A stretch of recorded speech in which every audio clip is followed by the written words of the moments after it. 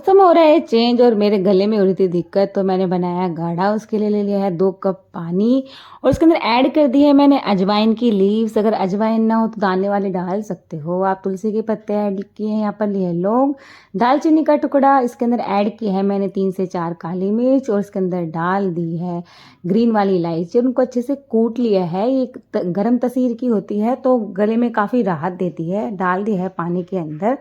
अदरक को भी कूट लिया है अच्छे से, बिल्कुल बारीक कर लिया है, ऐड कर दिया है पानी के अंदर और पानी आधा होने तक पकाना है मुझे इसे। और इसके अंदर मैंने ऐड किया है गुड़, ताकि थोड़ी मिठास बन जाए और गुड़ गर्म होता है, अच्छा होता है। और इसके अंदर ऐड किया है मैंने ब्लैक सॉल्ट और इसको छान लिया है। और जैसे गले में दिक्कत होती है, खांसी जुकाम होता है, तो ये काफ़ी राहत देता है। और हमारा गोल्डन गाढ़ा बनकर हो गया है रेडी।